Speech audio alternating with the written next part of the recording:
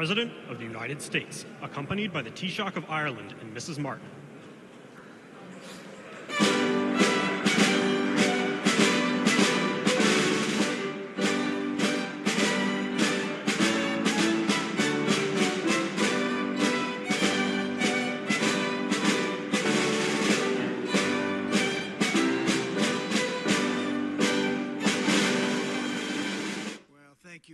Everybody, it's an honor to have you. And we witnessed, I think you witnessed too, the Gardner brothers. Where the hell are they? They could dance. They moved those legs. I never saw anything like it. But they were terrific today at the Capitol, and I know you just got to witness them. But it's really wonderful being with you. We have a lot of things happening. I spent my whole day with the Irish.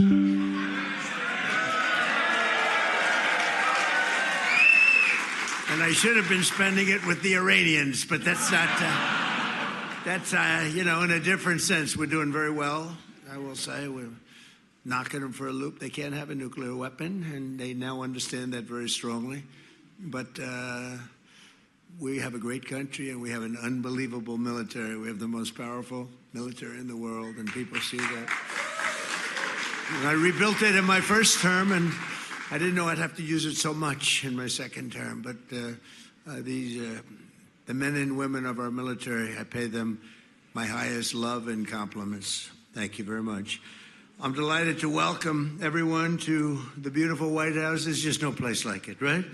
No place like it. And we have a beautiful addition that's going to be added on very soon. You probably hear about. In fact, see that beautiful curtain right there, that gold curtain? That's going to be, it's like a knockout paddle behind that curtain.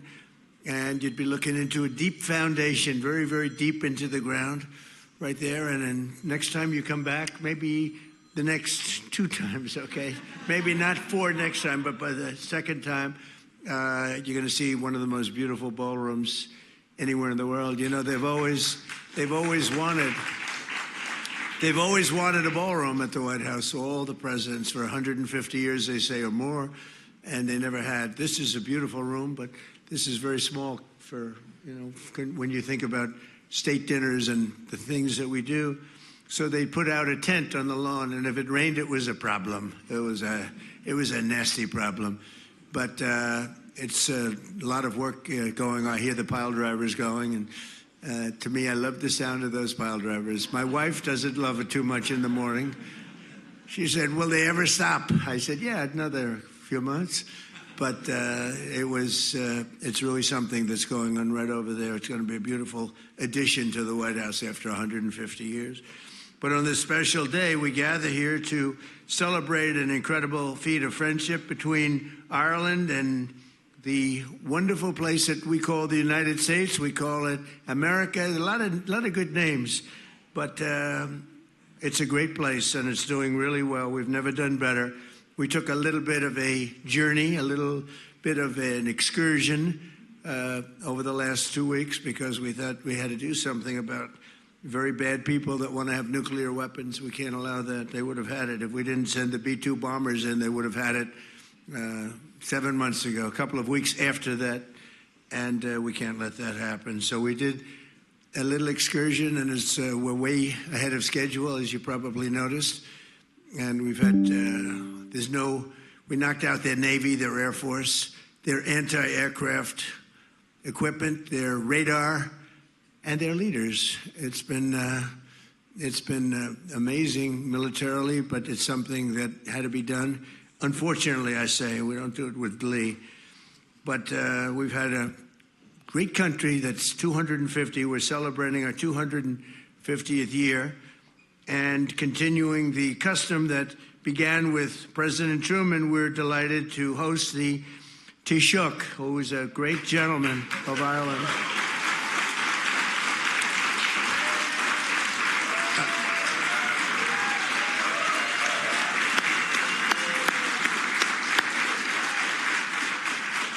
Along with someone who's much, much more important, his wife, Mary. She's a lovely woman. So thank you very much. Thank you for being here. It's an honor. Well, the Taoiseach is far from Emerald Isle.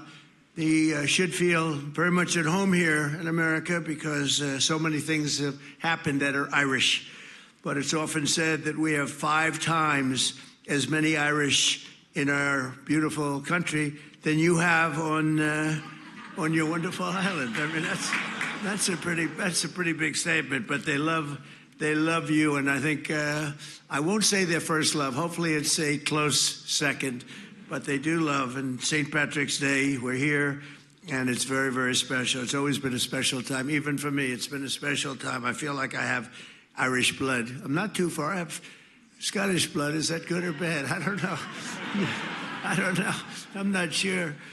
But today's celebration, we're also joined by Deputy First Minister of Northern Ireland, Emma Little Pengelly. And I want to just, where's Emma?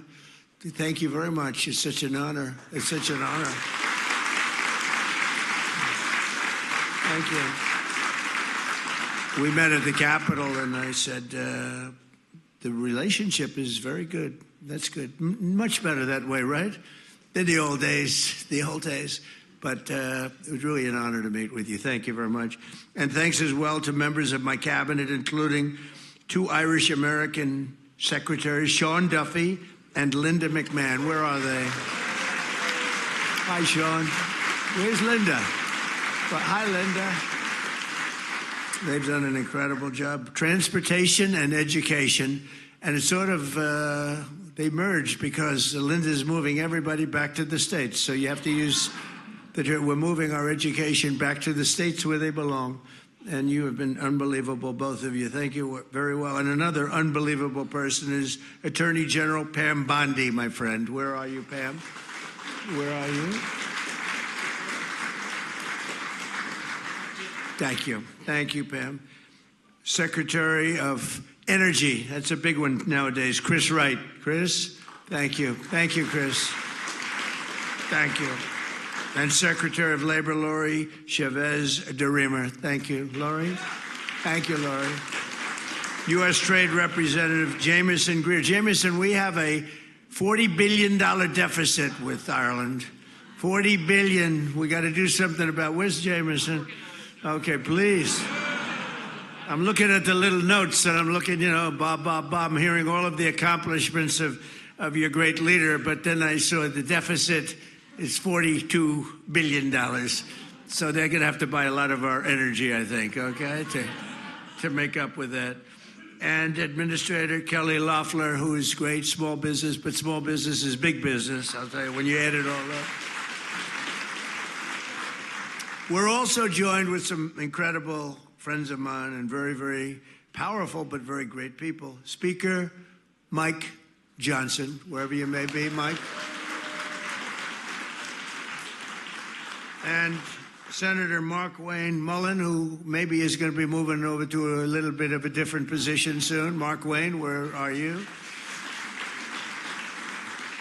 Nobody wants to fight. He's a tough cookie, Mark Wayne. He was a professional fighter. He's a brutal human being, but he's great. Now everyone loves him and we respect him.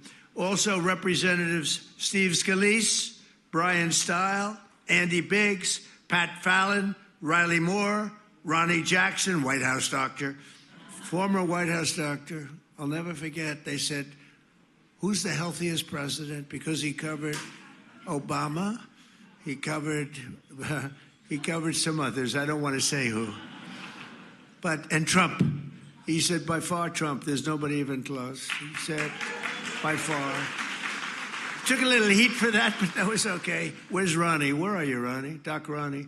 Hi, Ronnie. Whenever I have a problem, I call Doc Ronnie, and he works it out, He's a great guy. And he's done a good job, Mr. Speaker, as a congressman, right? He's been good. And Rich McCormick, and John McGuire, and Beth Van Dyne, all friends of mine, all warriors.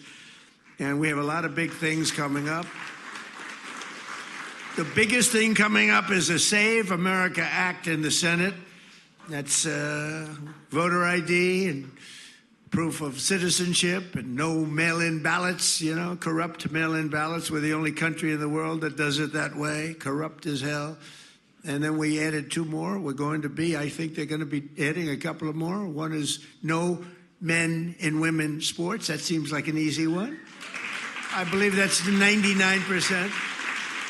And no transgender mutilization of our children. None. That's only polling at 98%, Speaker. So hopefully the Senate is going to be able to get that. You can't ask for 5 better things. I think in terms of, it's not politics. It's really good for, it's so good for our nation. I mean, who would not have voter ID? Who would not have proof of citizenship? And the only people who would want not to have that are people that want to cheat. It's very, very simple. We can't let that happen. Some 1,600 years ago, the man who would become the patron saint of Ireland, St. Patrick. Have you ever heard of St. Patrick? Voluntarily returned to Ireland after having escaped enslavement there and then spent 30 years carrying the Christian gospel. The Gaelic tribes, you know the Gaelic tribes? Everybody here knows about that. I don't, but that's okay. Because of, is that Kelly in the audience? Do I see Kelly? Oh, hi, Kelly. We had good time for lunch today. That's the wife of a man who's extremely Italian that I thought he was a wasp. Our Speaker of the House is very, very Italian. And I always thought he was a super wasp, actually. But because of Patrick, Ireland is now known as the land of saints and scholars. For thousands of years, Christians everywhere have honored St. Patrick and the legacy on March 17th. And today we remember his incredible deeds as we celebrate our cherished Irish-American heritage, and it's a great heritage at that. From the very beginning, America has thrived and prospered and prevailed with the help of incredible people. The achievements are amazing, the amazing Irish-American patriots, and many of you are in the room. You know, these are very successful people in the room. I know a lot of them. They have a lot of cash. They've made a lot of money. They got a lot of natural business instinct, unfortunately. It's not easy. Dealing with the Irish is never easy. They are really amazing. The Irish came with William Penn to settle in Pennsylvania. They traveled with Daniel Boone, the great Daniel Boone, to tame Kentucky. And in 1776 was a man from Cork, fighting in the Continental Army, who became the first person ever known as the phrase, the United States. He came up with the phrase, the United States of America. That's a pretty good phrase. And Americans of Irish heritage gave us the steamboat, the modern submarine, the Model T automobile, and many, many other things. They designed the White House, that I didn't know. The Empire State Building, that I didn't know. And the New York City subway system, which is, when it's operated properly, the best in the world. It's actually quite amazing, but people sort of have lost sight of that. They gave us the works who really of great geniuses, F. Scott Fitzgerald, Flannery O'Connor, and the late, great William F. Buckley was a great guy. And they gave us heroes like Apollo 11 astronaut Michael Collins, really fantastic man. I want to thank the Taoiseach for all of the things and all of those Irish friends that he brought to the room with him. A lot of these are your great friends, and accords to increase and coordinate our space and all of the space program. We have so much involvement together. It's, Ireland is sitting in a very good location in terms of the shot. So he has a lot to negotiate with. But the United States will soon return to the moon. We think it's going to be quite soon. And then we'll lead the world to Mars. It's something that I guess a lot of people want. Some people say it's a lot of money, and other people say it's progress and we should be doing it. In every part of American life, we find Irish Americans who embody the best of our country and point us toward excellence and great success. And nobody has had, I would say, as a group, more success than people from Ireland. One of them is famed chef Patrick O'Connell, founder of the world-renowned Inn at Little Washington, one of the few American restaurants in history ever to receive 3 Michelin stars. In 2019, I was honored to award Patrick the National Humanities Medal. and he's here today, and he's the proud son of Dublin and Galloway. So where are you here? Well, let's see. Good. Come over here. I want to see what you look like. I want to see if you've changed, Patrick. Come on up here. Come on up here. Oh, look at he's a good-looking guy. Yeah, you haven't changed much, huh? And you love this place, don't you? Good. Nice to see you. Thank you very much. Oh, I didn't know he was coming up, but that's okay. Come on, stay with us. Stay with us, Patrick. That was nice. That's usually a politician does that, you know? That was pretty good. Thank you, Patrick. Good job. That's an amazing job. Also with us is a great Irish-born scholar of American history, Dr. Os Guinness, who's written more than a dozen books on the American founding, God's blessing of America, and the needs to save Western civilization. So, Dr. Oz, where are you? Where are you? This is a different Dr. Oz. We have another Dr. Oz that we know very well. Is here someplace? Yes. How are you? How are you? Boy, you look nice in the corner. Picked a nice spot. Thank you very much. Congratulations. It's a great career. And his great-great-great-grandfather was the famous brewer from Dublin, Arthur Guinness, and creator of Ireland's most famous export. His family helped build Ireland, and now Oz reminds us of the values and principles that built America. So thank you very much. It's a great honor. Nice to see you. Great. And from the banks of the Chicago River to the streets of South Bend, Indiana, we know what that is. Good football and good college, good school. From the steeples of Savannah, Georgia, all the way to the Oval Office, that beautiful Oval Office. Has anybody been in the Oval Office? I know the Speaker of the House has. Too much, right, Mike? Too much, that's right. And by the way, a friend of mine who I just see here is your ambassador to Ireland. His name is Walshy. We call him Walsh. His name is Walsh, and he's a great golfer. And I would think that that's got to be the greatest ambassadorship in history. You're a golfer. He loves golf. He's really good at it. And he's the ambassador to Ireland. You can't do better than that, right? You can't do better than that. But came all the way from the Washington, D.C. area. Irish Americans have left an incredible mark on American history, and they're fighters and thinkers and doers and winners. And for 250 years, and that's what we have now. We have the Olympics coming up. We have the World Cup coming up. And I did take credit for those two. I tried to add in 250, but that didn't work out too well, you know, because in my first term, I got the Olympics. In my first term, I got the World Cup. And then I said, I wonder if anybody would notice if I said I got the 250 years. And I had calls from, like, Mike, you called me, you said, I'm not allowed to take that one, right? But we have an amazing celebration this year coming up, 250 years. America's truly been blessed by the luck of the Irish. So once again, let me say thank you to everybody. Happy St. Patrick's Day. You are really, really fantastic people. And I want to do something having to do with a thing called the Shamrock Bowl. Does anybody know it? I'll ask my very dear friend, and he is a friend, to come up and say a few words. Thank you very much.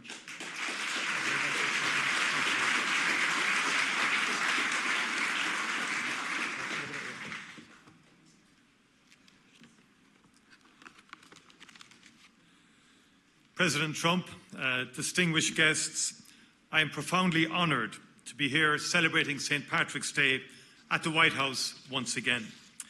And I'm delighted that we're joined by our great friend, Ambassador Ed Walsh. He is doing a fantastic job in Ireland for you, Mr. President. Everyone loves him. And we're also joined by our wonderful ambassador to the United States, Geraldine Byrne-Nason. Geraldine, we are very, very proud of you and the work that you are doing.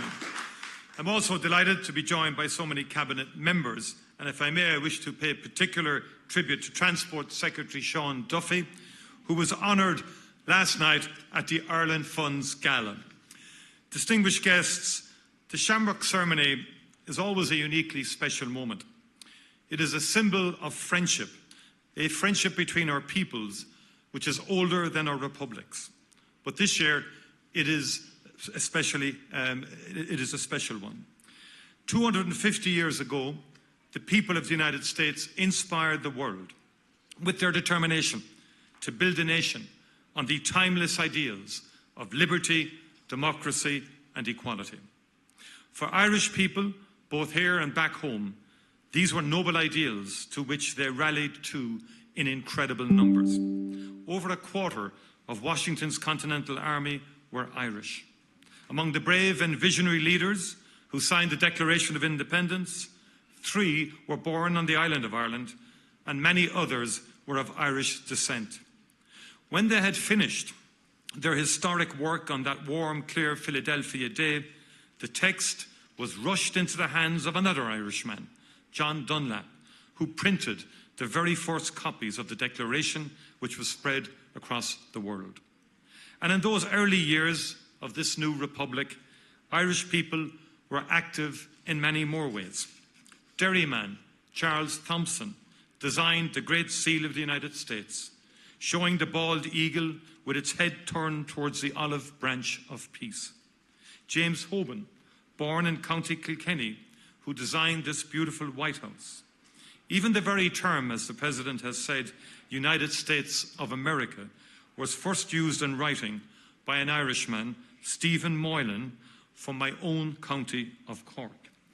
The Corkonians are notorious for their vision, President. He was an aide-de-camp to George Washington and used the phrase in a letter dated the 2nd of January, 1776. Mr. President, the revolution that gave birth to this United States was a flare that lit up the world. It inspired those in Ireland who dreamed of our own republic. It gave strength to all who believed in the self-evident truths of your Declaration of Independence, that all of us, wherever we are in the world, are created equal, with rights to life, liberty, and the pursuit of happiness. That governments are created and draw their powers from the consent of the governed, and that it is our duty as leaders to secure the safety and happiness of the people. That it is the people, those who are governed, who hold the power. Mr. President, I know that you have designated this as a year to celebrate the Declaration of Independence and the foundation of this republic. As we mark 250 years of these remarkable United States of America, let those revolutionary ideals shine as brightly today as they ever did. Irish people were there when they were authored, and they remain a great source of pride and inspiration to the 35 million Americans of Irish descent. Let them continue to inspire and to sustain those who today yearn for peace, justice, and freedom. Let the USA always be that beacon on the hill, holding firm to those founding values, resolute and constant. And let Ireland and the United States continue to work together to defend them and to build a better world, one that is free, secure, and at peace. Mr. President, no fewer than 23 people of Irish descent have become American presidents. Millions more shaped their communities, their cities, and their country, building an endlessly dynamic, innovative, and resilient nation. From the very beginning, what you, Mr. President, have described as the strength, warmth, grit, and grace of the Irish people has strengthened and enriched this union. It is that grit and grace that marks every aspect of our relationship today. It is what characterized the decades-long US investment in peace and reconciliation on the island of Ireland. Some of those who gave their time, resources, political capital and commitment to help transform our island are in this room today. You have my deepest gratitude.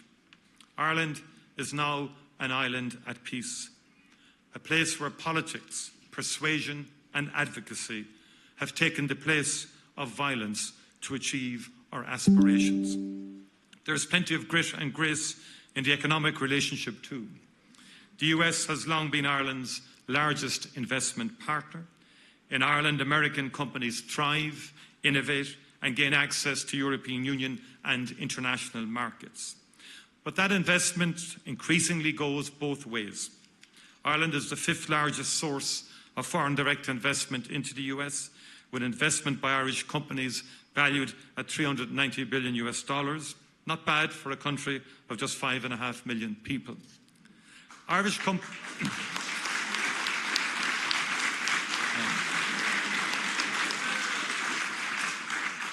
companies have so many 737s on order that it would take the Boeing factory in Washington almost an entire year of working solely on Irish orders to deliver them all. It's true. Every day,